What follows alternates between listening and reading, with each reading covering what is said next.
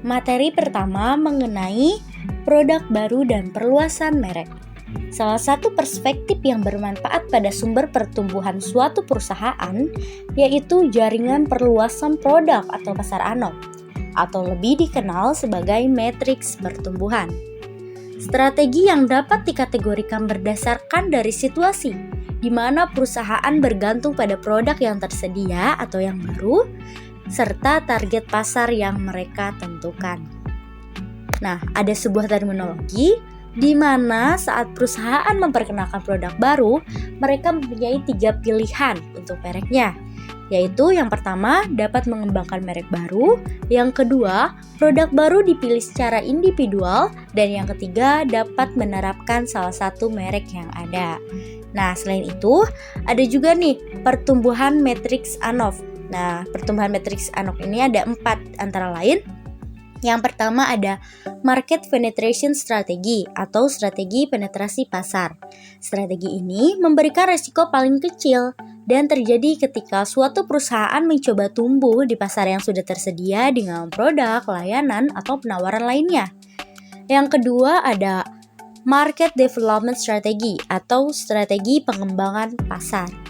Nah, strategi ini memiliki risiko yang lebih besar daripada strategi penetrasi pasar. Namun, ada juga peluang sukses yang lebih besar juga. Lalu, dalam strategi ini, perusahaan menggunakan penawaran dan mencoba untuk tumbuh ke pasar lain, sehingga akan ada perluasan yang mencakup ke kota media lain, nasional, atau bahkan internasional. Yang ketiga ada Product Development Strategy atau strategi pengembangan produk. Nah, strategi ini terjadi saat suatu perusahaan menciptakan penawaran yang baru untuk pangsa pasar yang sudah ada. Strategi ini memiliki risiko yang sama dengan strategi kedua, dan perusahaan akan memilih lini produk yang diperluas serta dapat dipilih oleh pelanggannya. Dan yang terakhir ada Diversification Strategy atau strategi diversifikasi. Nah, strategi ini termasuk yang memiliki resiko paling besar dalam berbisnis, di mana pertumbuhannya melibatkan perusahaan yang ingin masuk ke pasar baru dengan produk, layanan, atau penawaran baru lainnya. Adapun keuntungan dari ekstensi, yaitu yang pertama ada memfasilitasi penerimaan produk baru, meliputi meningkatkan citra merek, mengurangi resiko yang dirasakan oleh pelanggan, meningkatkan kemungkinan mendapatkan distribusi dan percobaan, meningkatkan efisiensi pengeluaran promosi, mengurangi biaya pengenalan dan program pemasaran lanjutan, menghindari biaya pengembangan merek baru, mengizinkan efisiensi pengemasan dan pelabelan, dan yang terakhir, mengizinkan konsumen mencari variasi. Sedangkan keuntungan yang kedua yaitu memberikan manfaat umpan balik kepada merek induk dan perusahaan, meliputi memperjelas arti merek, meningkatkan citra merek induk, membawa pelanggan baru ke dalam waralaba merek dan meningkatkan jangkauan pasar, merevitalisasi merek, dan yang terakhir, mengizinkan perpanjangan berikutnya. Nah, kemudian yang ketiga nih, yaitu kerugian perluasan merek.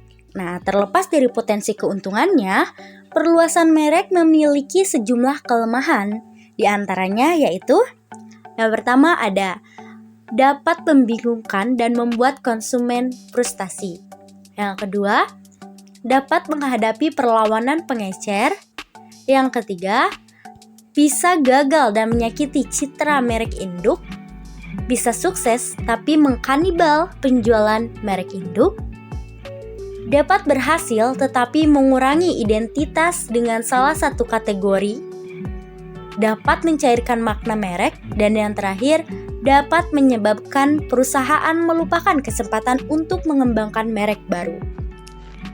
Memahami bagaimana konsumen mengevaluasi perluasan merek di sini terbagi beberapa bagian, yaitu yang pertama contoh kategori ekstensi, yang kedua asumsi manajerial, yang ketiga perluasan merek dan ekuitas merek, yang keempat ekstensi merek vertikal.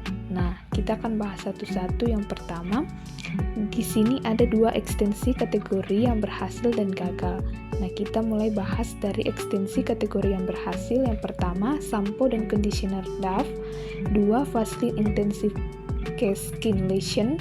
Yang ketiga, Heart's Have Chocolate Milk. Yang keempat, Jelly Pudding Pops. Yang kelima, cek perjalanan visa.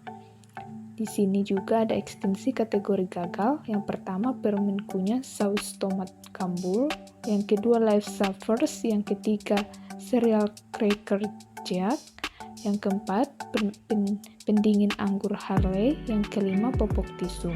Yang kedua, asumsi manajerial. Untuk menganalisis respon konsumen potensial terhadap perluasan merek, konsumen mengevaluasi perluasan merek hanya berdasarkan apa yang telah mereka ketahui tentang merek induk dan kategori perluasan, dan sebelum iklan, promosi, atau detail produk, apapun informasi tersedia, kita dapat mengharapkan konsumen untuk menggunakan pengetahuan merek mereka yang ada, serta apa yang mereka ketahui tentang kategori ekstensi untuk mencoba menyimpulkan seperti apa produk ekstensi itu. Agar kesimpulan ini menghasilkan evaluasi yang menguntungkan dari perpanjangan, 4 kondisi dasar umumnya harus benar, yaitu yang pertama, konsumen memiliki beberapa kesadaran dan asosiasi positif tentang merek induk dalam memori. Yang kedua, setidaknya beberapa dari asosiasi positif ini akan ditimbulkan oleh perluasan merek. Yang ketiga, asosiasi negatif tidak ditransfer dari merek induk. Yang keempat, asosiasi negatif tidak diciptakan oleh perluasan merek. Yang ketiga, perluasan merek dan ekuitas merek. Keberhasilan akhir ekstensi akan bergantung pada kemampuan untuk mencapai beberapa ekuitas mereknya sendiri dalam kategori baru dan berkontribusi pada ekuitas merek. Di sini juga terbagi menjadi 2. Yang pertama, menciptakan ekuitas ekstensi dan berkontribusi pada merek ekuitas. Nah, di sini menciptakan ekuitas merek juga dijelaskan bahwa perluasan merek untuk menciptakan ekuitas harus memiliki tingkat kesadaran yang cukup tinggi dan mencapai poin paritas dan poin perbedaan yang diperlukan dan diinginkan. Juga berkontribusi pada induk merek ekuitas. Untuk berkontribusi pada ekuitas merek induk, ekstensi harus memperkuat atau menambahkan asosiasi yang menguntungkan dan unik ke merek induk dan tidak mengurangi kekuatan, kesukaan, atau keunikan asosiasi yang ada. Keempat, ekstensi merek vertikal. Perluasan merek dapat memperluas cakupan pasar dan membawa konsumen baru ke dalam waralaba merek. Perluasan merek vertikal yang memperluas merek ke segmen pasar yang lebih premium atau turun ke segmen yang lebih sadar nilai adalah cara umum untuk menarik kelompok konsumen baru. Logika utama di sini adalah bahwa ekuitas merek induk dapat dialihkan ke dua arah untuk menarik konsumen yang sebaiknya tidak akan mempertimbangkannya. Di sini juga terbagi menjadi 2, ada pro dan kontra dan strategi penamaan. Kita bahas yang pertama, pro dan kontra. Ekstensi vertikal dapat memberikan sejumlah keuntungan. Perluasan ke atas dapat meningkatkan citra merek karena versi premium dari suatu merek sering membawa asosiasi positif dengannya. Perluasan di dua arah dapat menawarkan variasi kepada konsumen, merevitalisasi merek induk dan mengizinkan perluasan lebih lanjut ke arah tertentu. Namun perluasan vertikal juga rentan terhadap banyak kerugian dan perluasan merek. Yang kedua, strategi penamaan. Dengan mengembangkan nama merek yang unik, perusahaan yang melakukan ekspansi vertikal dapat menghindari transfer ekuitas negatif dari merek lebih rendah ke merek lebih tinggi, tetapi mereka mengorbankan beberapa kemampuan untuk mentransfer asosiasi positif. Namun ketika merek induk tidak merahasiakan kepemilikannya atau merek vertikal seperti halnya dengan Gap dan Toyota, beberapa asosiasi dapat dialihkan karena tidak bertindak sebagai pendukung bayangan dan merek baru. Pembahasan berikutnya yaitu mengevaluasi peluang dalam memperluas merek. Pemasaran harus mempertimbangkan strategi mereka secara hati-hati dan sistematis, mengikuti langkah-langkah yang tercantum dalam menggunakan penilaian manajerial dan riset pemasaran demi membantu pembuatan setiap keputusan seperti Yang pertama yaitu mendefinisikan pengetahuan konsumen secara aktual dan yang diinginkan tentang merek. Sangat penting bagi pemasaran untuk sepenuhnya memahami kedalaman dan kepuasan kesadaran merek induk dan kekuatan, kesukaan dan keunikan asosiasinya.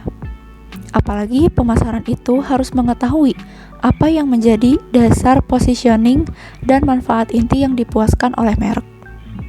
Keputusan selanjutnya yaitu langkah-langkah yang berhasil dalam memperkenalkan merek ekstensi. Di antaranya seperti yang pertama, mendefinisikan pengetahuan konsumen aktual dan yang diinginkan tentang merek. Lalu yang kedua, mengidentifikasi kemungkinan calon perluasan berdasarkan asosiasi merek induk dan kesamaan keseluruhan atau kecocokan perluasan dengan merek induk. Yang ketiga yaitu mengevaluasi potensi calon penyuluh untuk menciptakan pemerataan menurut model 3 faktor. Faktor yang pertama yaitu arti penting asosiasi merek induk. Lalu yang kedua, kesimpulan dari favorability asosiasi ekstensi. Dan yang terakhir, kesimpulan dari keunikan asosiasi ekstensi. Langkah keempat yaitu mengevaluasi efek umpan balik calon penyuluh sesuai dengan model 4 faktor. Faktor yang pertama yaitu seberapa meyakinkan bukti perpanjangan itu. Lalu yang kedua, seberapa relevan bukti perpanjangan tersebut. Yang ketiga, seberapa konsisten bukti perpanjangan itu. Dan yang terakhir, seberapa kuat bukti perpanjangannya. Langkah selanjutnya yaitu mempertimbangkan kemungkinan keunggulan kompetitif seperti yang dirasakan oleh konsumen dan kemungkinan reaksi yang diprakarsai oleh pesaing. Yang keenam, rancangan kampanye pemasaran untuk memaksimalkan kemungkinan keberhasilan dan potensi efek umpan balik yang positif. Dan langkah yang terakhir yaitu kita perlu mengevaluasi kesuksesan ekstensi dan pengaruhnya terhadap ekuitas merek induk. Selain langkah-langkah dalam memperkenalkan merek ekstensi, kita juga perlu mengidentifikasi kandidat perpanjangan yang memungkinkan.